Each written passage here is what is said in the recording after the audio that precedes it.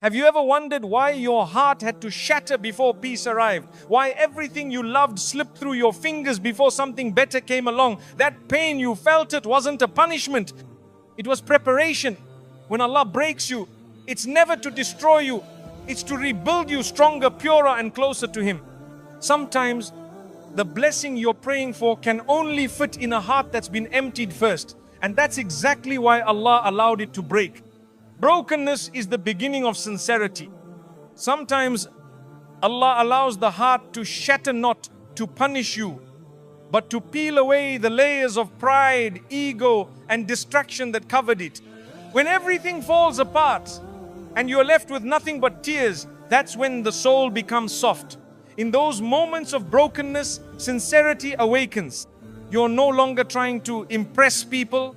You're no longer running from pain. You're just turning to your Rabb with nothing but your raw, honest heart. We often don't realize how much our du'as are filtered by our desires until life breaks us. Then suddenly the dua is no longer about dunya status or image. It's just, Ya Allah, help me. That simplicity, that desperation is sincerity. True ikhlas is born not in moments of comfort, but in the furnace of hardship. That's where your faith becomes real. That's where your voice trembles not for show, but because the pain is real. And so is your plea. Brokenness removes the illusions. You stop pretending. You stop acting like you're in control. You stop reciting empty words. You start speaking from the soul. That's why some of the most powerful worship comes from the most shattered hearts. When Allah breaks you, it's often because He wants to hear your real voice, the one that calls Him. Not because you're taught to, but because you need Him. A broken heart doesn't mean you're weak in faith. It means your faith is being refined. Allah doesn't leave those He loves in ease all the time because comfort makes us forget. But pain reminds. It realigns, it strips away everything fake and forces us to turn inward. And that's where sincerity begins, when you meet your true self and you realize how deeply you depend on your Creator. When life humbles you, you pray differently. Your sujood becomes longer. Your eyes begin to weep. Your heart begins to tremble, not out of habit, but out of haqq, truth. That's what Allah wants. He doesn't want your perfection. He wants your truth. He wants you as you are, broken, messy, unsure, but sincere. Because sincerity is what reaches His throne, not polished appearances. Some people found Allah only after everything else was taken from them. The relationship failed, the job disappeared, the friends vanished. And in that emptiness, they discovered the one who never leaves. That's why brokenness is a mercy in disguise. It clears away what distracts, so you can finally see what matters. In your lowest place, you discover your highest calling. Surrender. We ask Allah to soften our hearts. And sometimes He does it through the breaking. The same way a seed must crack before it grows, the heart must sometimes break before sincerity can bloom. Don't curse the season of breaking. That was the moment your soul became real. That was the place where your dua rose straight to the heavens, unguarded, unfiltered, and truly yours. There's a level of worship that can only be reached through pain, not because pain is holy, but because pain makes you present. It silences the noise, it silences the ego, it silences the world. In that silence you whisper His nama not out of habit, but because it's all you have. That's sincerity. And that's why Allah sometimes allows the heart to break. It's the start of real connection. Allah does not want a rehearsed version of you. He doesn't want your dua to sound like a speech. He wants your heart, even when it's trembling, especially when it's trembling. He wants you to cry, not because it's dramatic, but because you finally realize no one else can heal this pain. That realization is sincerity, and that's the beginning of transformation. We fear brokenness, but in the eyes of Allah, brokenness is a bridge. It's what takes you from heedlessness to presence, from arrogance to humility, from depending on people to leaning fully on your Lord.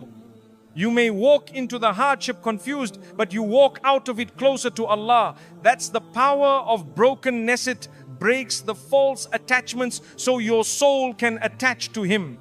Don't rush to fix what Allah is still breaking. Let the cracks reveal what's hidden. Let the pain purify what pride tried to cover.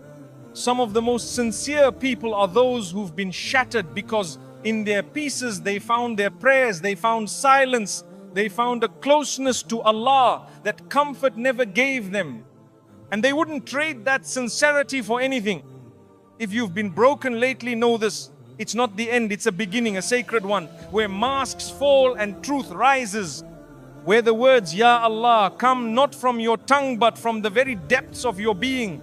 This is sincerity. This is what Allah loves. And this is where the most beautiful du'as are born inside, broken hearts that still believe. Hardship reveals your true dependency on Allah. Hardship has a way of uncovering truths we never knew were buried within us. When life flows easily, we often forget how desperately we need Allah. But when the ground beneath our feet begins to shake, our illusions of control crumble. The comfort we thought we created turns out to be a gift we never owned. In that raw moment of confusion and pain, we learn we are not self-sufficient, we never were. It's in those late night cries, when no one answers your call, that you finally raise your hands in true desperation.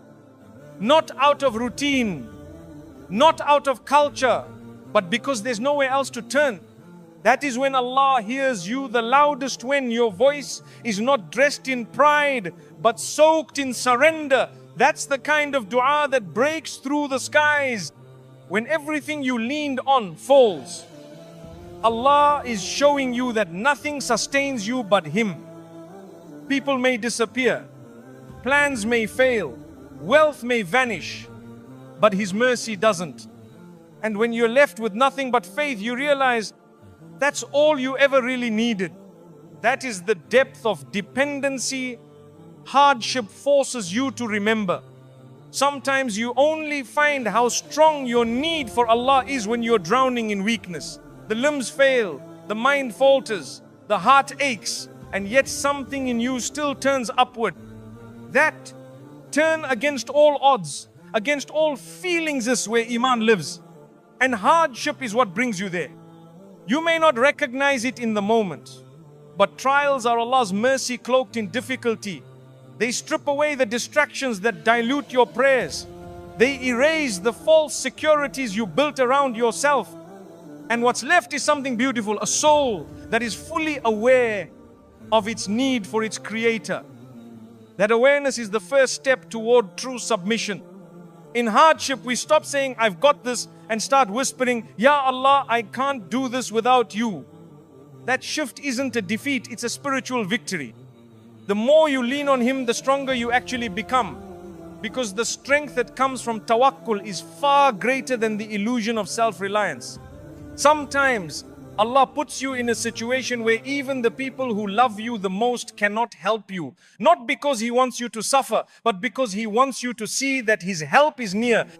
And when His help comes, it often comes in ways no human could offer. It comes with wisdom, with peace, with healing you didn't even ask for. The dunya teaches you to be independent, but Allah teaches you to be dependent in the best way. Not weak or passive, but fully aware of your limits and His unlimited power.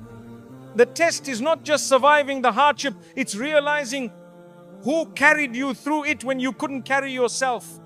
Each time you've been broken down and still found the strength to make sajda, know that it wasn't your strength. It was Allah giving you enough light to crawl back to Him. That crawling, that seeking is beloved to Him. The struggle is not a sign of failure. It's a sign that you've remembered where your soul truly belongs. If you've ever felt like your heart was too heavy to keep going and yet you still whispered, Alhamdulillah, you've tasted the sweetness of dependence. That kind of praise birthed in pain is purer than 1,000 praises born in ease. Allah loves that sincerity. He draws near to the broken-hearted who call on Him. Through hardship, Allah reminds you that no one loves you like He does. Because no one else sees every fear, hears every silent dua, or knows every scaran still remains. Every moment of despair is an invitation to connect deeper, not to run away, but to run to Him with everything you have left. So when life shatters your sense of control, remember, you were never meant to carry it all. You were meant to submit, to rely, to let go. And when you do, you will find something extraordinary. Allah never left your side. He just wanted you to see that He was the only one holding you all along. Pain cleanses what was never meant for you. Pain often feels like a punishment, but in Allah's design, it's a purification. He removes what weighs down your soul, even if your heart is still attached.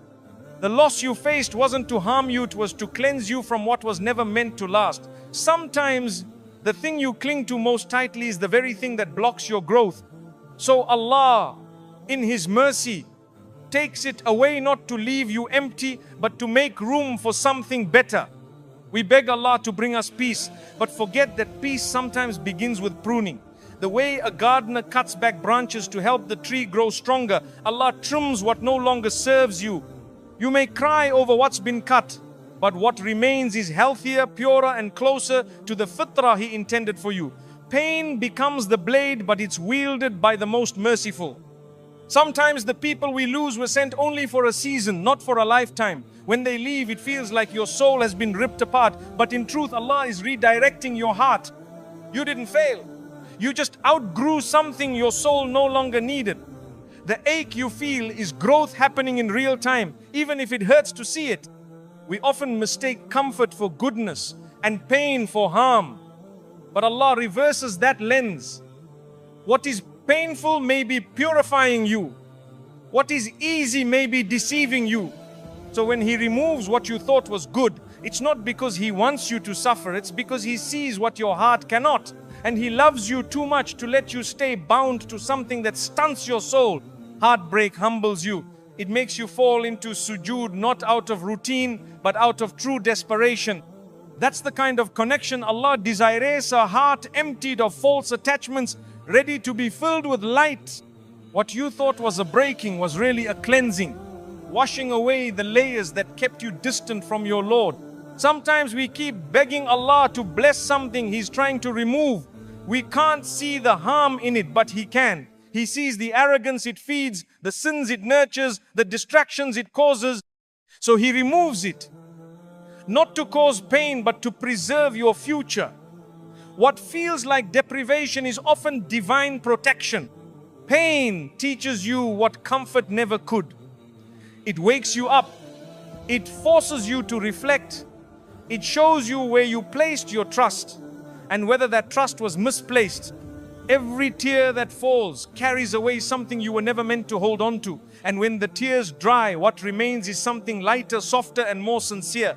We are quick to attach ourselves to people, plans, and outcomes, but slow to let go when they're no longer serving us. Allah knows how tightly you hold on, and He also knows what you're capable of becoming if you release it. So He sends pain, not as punishment, but as a gentle push toward the path He wrote for you. If you've ever lost something you thought you couldn't live without, and yet you're still breathing, that's a sign your soul was never dependent on that thing. It was always dependent on Allah. He removed it to remind you that your strength never came from the creation, but from the Creator. Pain breaks the illusion of permanence in this dunya. It teaches you that everything here is temporary except your relationship with Allah. The love that left, the job that ended, the dream that collapsed, all of it pointed to one truth. Nothing stays except what is for His sake. And that is enough to build your life upon. What you lost wasn't yours to begin with. It was a gift on loan from Allah. And sometimes He takes it back to purify your attachment, to cleanse your love, and to redirect your heart to Him. When that realization sinks in, the pain transforms. It doesn't disappear, but it becomes purposeful. So the next time something leaves your life and you're left grieving, remind yourself, it left because your soul is being realigned. What was removed is not a sign of Allah's anger, but of His care. He is cleansing you for what's ahead. And what He's preparing for you will never require you to hold on to what He asked you to let go of. Your du'as in difficulty are more precious than gold. There is a certain du'a that only escapes the lips when the heart is in pieces. It's not rehearsed. It's not polished, it's raw and trembling. And Allah hears it more clearly than any eloquent phrase. The dua of desperation is not just heard, it's cherished. Because that broken voice carries a level of sincerity that comfort can never produce. When life is smooth, our du'as often become routine. But hardship strips away the mask and reveals your true voice. It makes you beg not just for relief, but for closeness to Allah. That's when your supplication pierces the skies. It's not just a request anymore. It becomes a declaration of your helplessness and His infinite mercy. In the stillness of the night, when no one sees your tears and your soul aches with silent pleasure, those du'as are more valuable than gold. The Prophet ﷺ said that your Lord descends to the lowest heaven in the last third of the night asking, "Who is calling upon me that I may answer him?" That call isn't ignored. Hardship turns the believer into a caller. Suddenly the one who was distracted becomes deeply present. The one who barely prayed now weeps in sujood. The struggle refines the soul, but even more, it beautifies the connection between you and your Creator. Every hardship becomes a bridge to divine intimacy. Sometimes Allah places a barrier in your life just to hear your voice again. He knows your heart was drifting, so He allows difficulty not to crush you but to bring you back to Him. When your dua becomes consistent in hardship, He turns His divine gaze toward you, and that moment alone is worth everything you've endured. Dua in hardship isn't just a request for change, it's an act of worship. It's you surrendering to the qadr of Allah while believing in His mercy. It's the most vulnerable and most powerful moment a believer can live. When you fall into sajda with nothing left to give, Allah gives you what no one else can. The tears that fall while making dua are recorded by the angels. The pain you pour out to Allah is not in vain. Each whispered plea in the darkness is stored with your Lord, waiting for the perfect time to unfold.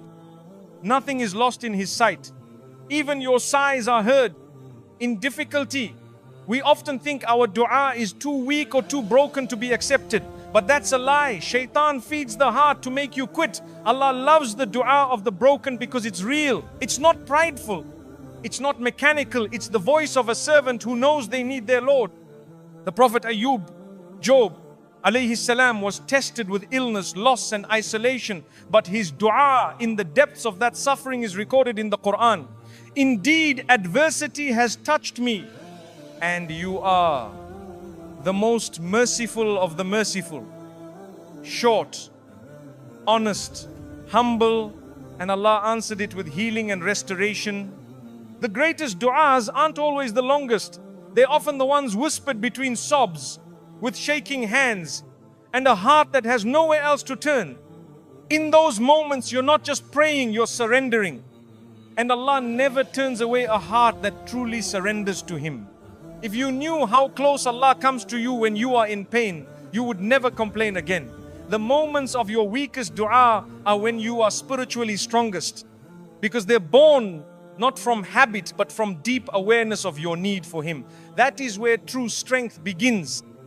We chase gold, success and relief, but none of those things last. Dua, however, lasts beyond this world. Your whispered prayers today echo into your eternity. And sometimes the answer isn't in the change of your situation, it's in the change of your heart, made possible by the dua itself. When Allah delays the response to your dua, it's not rejection. It's either protection, preparation, or elevation. Every unanswered prayer is still answered in a better way, at a better time, or in a better form, but none of them are ignored. Allah is Al-Mujib, the one who responds. When the Prophet ﷺ lost his loved ones, was rejected by his people, and felt immense sorrow, what did he do? He raised his hands. Even when the pain was heavy, he didn't stop making dua. That's our sunnah, to pray even when hope feels small. Because hope in Allah is never misplaced. You may not always see the results of your dua immediately, but rest assured, Allah is already rearranging your life behind the scenes.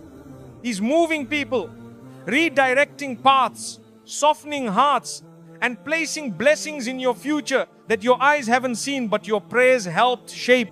Even if the only dua you can make is, Ya Allah, help me, that is enough. Because Allah understands what your heart cannot verbalize. He knows the story behind every tear, every pause, every moment you hesitated. So don't worry if the words aren't perfect. The sincerity is what matters. Dua is a proof of your belief in Allah's mercy. The moment you raise your hands or whisper His name, you're declaring, I believe you can fix this. That is not a small act, it is an act of ibadah, of faith, of courage. And Allah loves the believer who continues to ask even while struggling. So the next time you feel like you have nothing left but dua, know this, you have everything you need. Because dua isn't the last resort, it's the first weapon. It's the rope that ties you to the most powerful, the most merciful, the all-knowing. And that rope, when held onto sincerely, never breaks. Allah breaks to build something greater. Sometimes what feels like a breakdown is actually a breakthrough in disguise. Allah, in His infinite wisdom, allows certain things to fall apart, not to destroy you, but to rebuild you into someone stronger. The heartache, the job loss, the betrayal, they aren't punishments. They are divine tools of transformation. Allah doesn't break you to abandon you. He breaks what was never meant to stay. He removes the distractions, the false dependencies, and the fragile plans that would have harmed you in the long run. You may cry over what's gone, but one day you'll thank Him for what He replaced it with. In life, we cling tightly to things we think we need, relationships, status, comfort zones.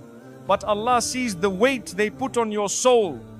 So He removes them, sometimes painfully, to make space for something purer. What He builds in place is always more stable, more beautiful, more lasting. Think of a seed. Before it grows, it must break open in darkness. That breaking is not the end, it's the beginning. Your breakdown moments are like that.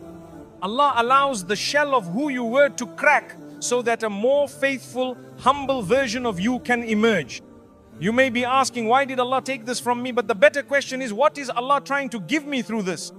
When He takes something, it's never subtraction, it's divine exchange. You lose the temporary to gain the eternal. You lose comfort to find closeness.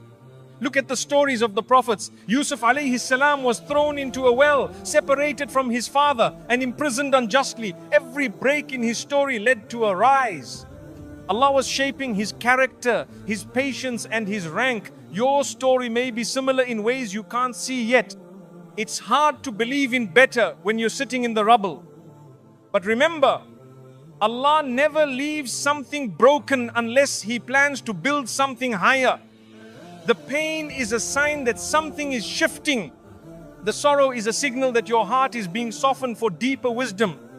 When a glass breaks, we call it shattered. But when the heart breaks in Allah's hands, it becomes reshaped, softer, kinder, more sincere. That kind of brokenness isn't a flaw, it's sacred. It's where ego is removed and worship becomes real. It's the moment you stop performing and start surrendering. There are lessons you can only learn when life breaks you.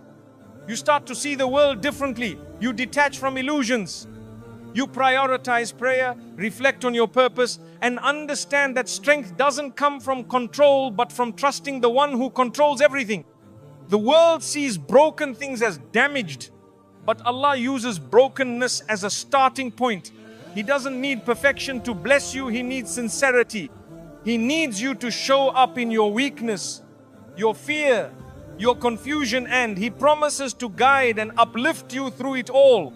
Sometimes Allah breaks your plans before they break you. What you were pursuing might have looked good, but He saw the trap ahead. He stopped you not to frustrate you, but to protect you. The detour He gives may be painful, but it's filled with hidden mercy. The pain you feel today could be the very thing that humbles you into a beautiful state of dua. Allah knows that when your heart is aching, it calls out more sincerely. And that dua, born from tears and desperation, can open doors you never imagined. You may feel delayed, but you're not denied. The breaking point isn't where your story ends, it's where your soul awakens. It's the moment you realize you were relying on everything but Allah. And that's when true strength, the kind built on tawakkul, begins to rise. Allah broke the comfort to rebuild your character. He broke the attachment to bring you back to Him. He removed what was hollow to give you something solid. So while your heart may ache, know this, it's not being punished, it's being prepared.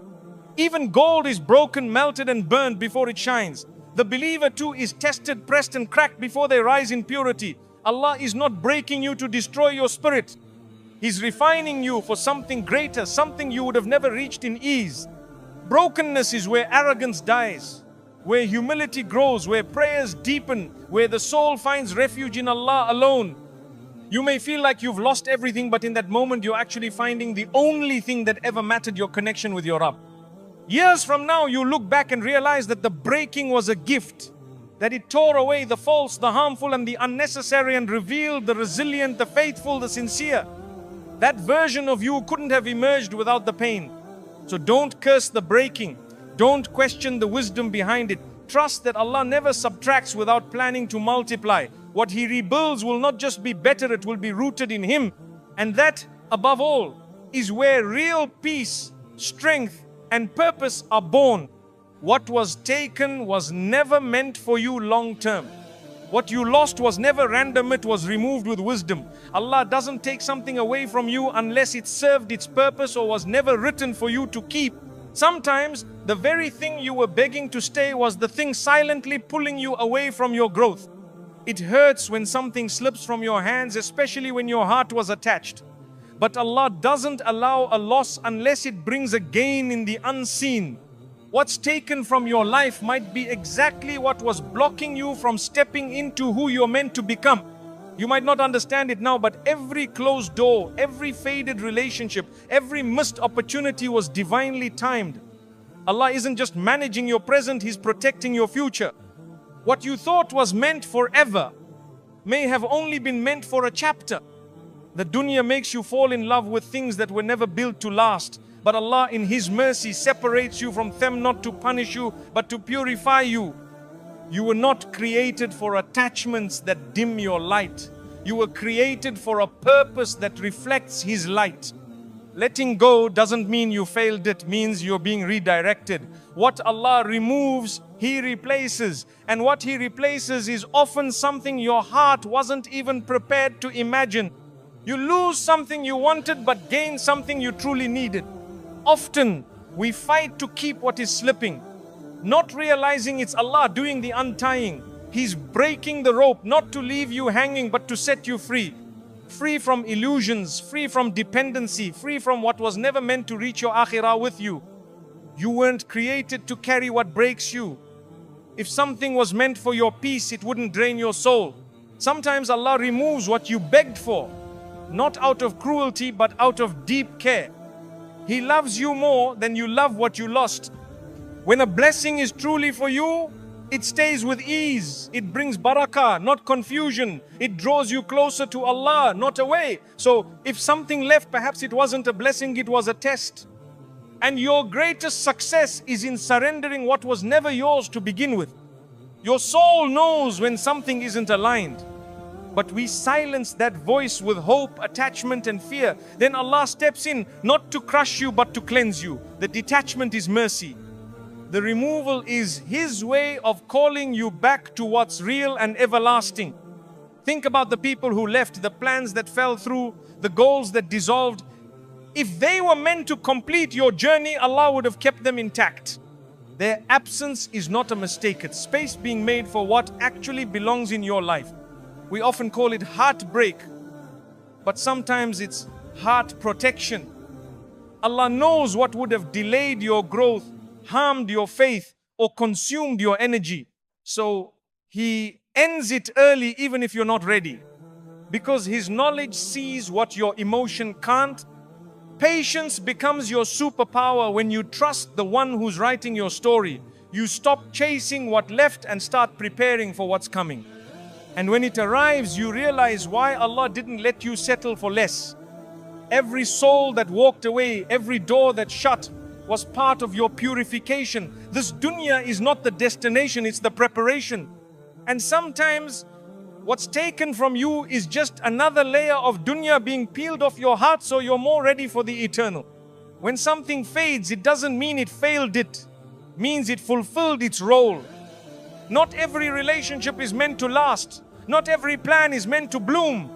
Some are just messengers that bring a lesson, a wake up, or a redirection and then leave just as Allah willed. You'll never find peace in clinging to what Allah has removed. Peace comes when you release it back to Him. Trust that the one who took it is also the one who can replace it. And when He does, it will come with clarity, stability, and divine timing. Don't let loss define your faith, let it refine it. Allah's love is not proven by what He gives or takes. It's proven by what He preserves for you in the unseen. The things He removes may be protecting you from harm you'll never know. And that is mercy beyond measure. Some chapters must close so that new ones can begin. And though it stings to say goodbye, it's in that space of emptiness where faith fills in. You begin to see that what was taken wasn't the end of your story, it was just the clearing of the stage for something greater. So next time you lose something, whisper this to your heart. It was never mine to keep. If it was meant for me, it would have stayed. And if it left, then Allah has written something better. That belief alone is what carries you through the storm with peace. The blessing comes after patience and tawakkul. The path to your blessing is often carved through stillness, not striving. It doesn't always arrive when you want it, but when Allah knows you're ready to receive it. Patience is not about waiting with frustration, it's about trusting with peace. And tawakkul is not passive, it's active reliance that says, Ya Allah, I've done my part, now I surrender it all to you. Many people rush the process and miss the purpose. The blessing you're chasing may be delayed, only so your soul can be refined first. Sometimes the delay isn't punishment, it's preparation. Allah is perfecting the conditions of your heart before placing something precious in your hands. And what He gives after you've trusted Him always carries barakah. Tawakkul means letting go of your illusion of control and holding on to the certainty of Allah's wisdom. Even when nothing is going according to your plan, everything is still going according to His. That belief transforms anxiety into calm and pressure into prayer. It allows you to walk through uncertainty with certainty in Him. When you make patience your companion and tawakkul your anchor, life becomes less about outcomes and more about obedience. You begin to care less about when it will happen and more about who you're becoming in the wait. This shift opens the heart for the real blessing, nearness to Allah. We often think the blessing is something material, a job, a marriage, a dream fulfilled. But the greater blessing is what happens inside of you during the test. You become softer, more humble, more trusting. You start praying deeper, seeking sincerely, and living with more consciousness of Allah. Every prophet was tested with delay, loss or hardship, but it was their unwavering tawakkul that led them to greatness. Yusuf was imprisoned before he was honored. Musa was cornered before the sea was split. Maryam felt alone before Isa was born. In every case, patience and trust opened the gates of divine relief. When you're in the middle of a storm, the shaitan whispers that Allah has forgotten you. But faith replies, my Rabb is closer to me than my own jugular vein. The storm may rage on the outside, but tawakkul calms the inside. And that inner calm is a miracle in itself. Your journey might be long and the nights might feel endless, but no tear is wasted. Allah sees your silent prayers, your secret struggles, and your exhausted hope. He is not ignoring you. He is aligning everything for the right moment. The longer the wait, the sweeter the blessing. Tawakkul doesn't mean you don't try. It means you try, then you trust. You make effort, then release the outcome. You take the step, but you don't panic about the result. You work with excellence, but your heart is not chained to results. It is attached to the one who controls them. Real patience is not just waiting, it's staying kind while waiting. It's praying while hurting. It's giving when you feel empty. And tawakkul is continuing even when logic says give up. Because you know your Lord is not limited by means or timelines. He can change everything in a single command.